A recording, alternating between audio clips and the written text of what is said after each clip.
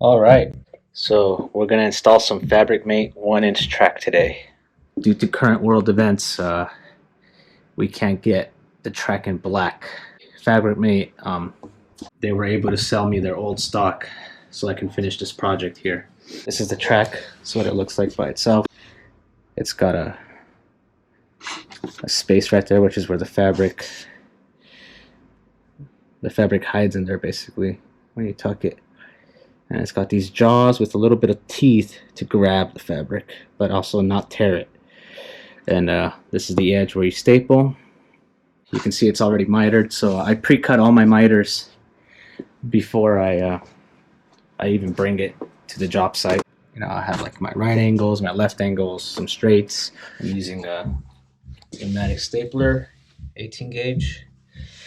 So DeWalt stapler, DeWalt laser. It's got a plumb, so it self-levels. So I'm using 3/4 inch 18 gauge staples. You're gonna need your safety glasses because pieces of plastic tend to jump at you and they will hit you in the eye. Also, earplugs because cutting that plastic's pretty loud. I'm using a Milwaukee cordless saw. You can see it's all the plastic shavings right there. Those things will go in your eye, so be careful. 60 tooth blade for finish work. I also use a much finer blade, but right now I'm going to be cutting wood and this Fabricmate plastic, so this will cut both, so saves me time. When you cut the track, you want to make sure you cut slowly and that you have a good grip on it so it doesn't slide around, because if plastic's really smooth, so it tends to slide.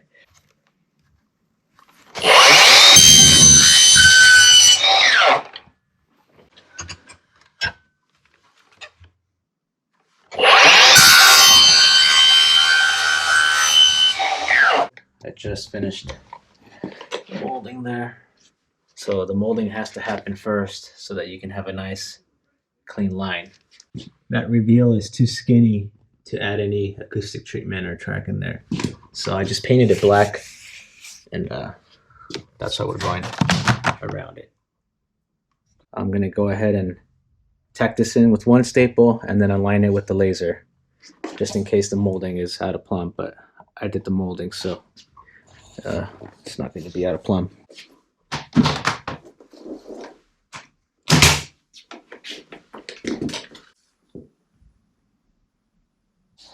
So when I do the laser, I don't do it on this edge or on the end. I actually do it on the groove.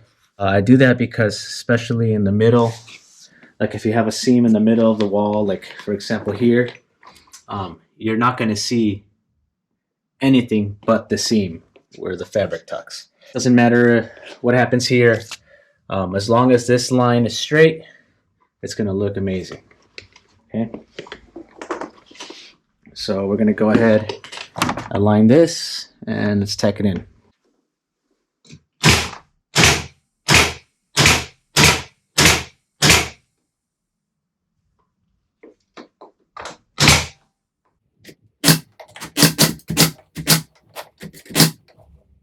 I tend to put a lot of staples, especially because we're going into drywall.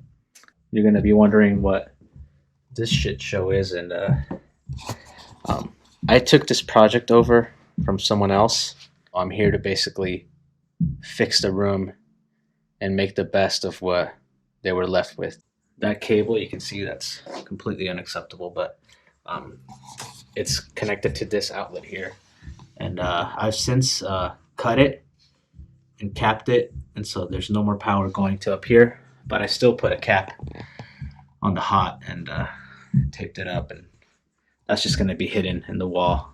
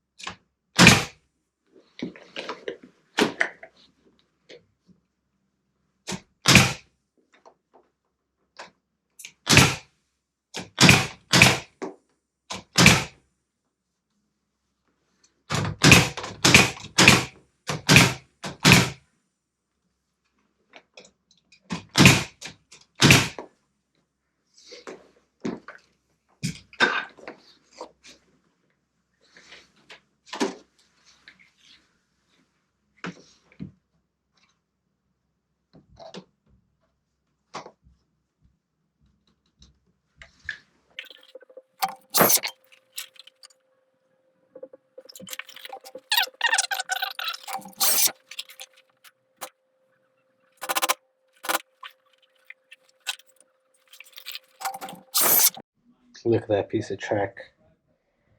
Started stapling and it completely cracked. That's what happens when you get the old stock.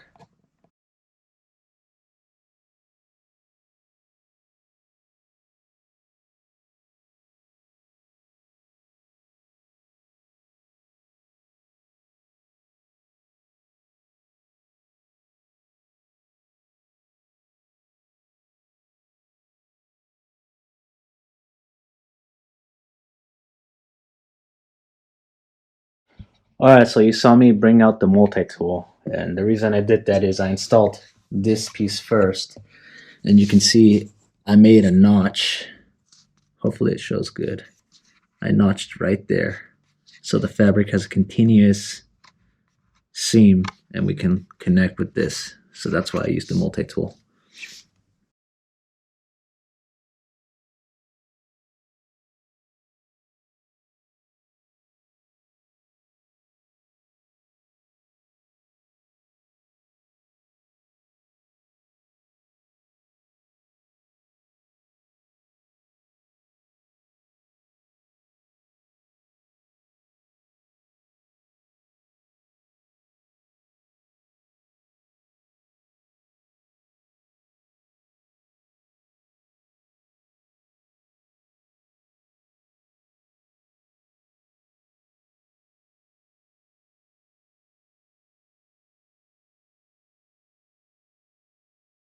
There, the track's going to continue, so I'm going to notch just the lip of this so that I can have that seam, and I'm just going to do it before so I don't have to use the multi-tool. So you can see there I got rid of the tip so that it won't block the fabric from being tucked.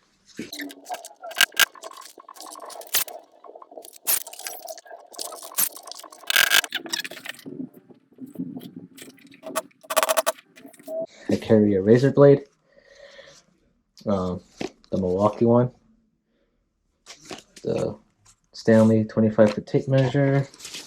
I always have 2 pencils in case one breaks. Sometimes I even have 3, a marker. This is a finish work hammer. It's got a small head, small pry bar. I sharpen these edges more so it's super fine. And I carry a lot of shims.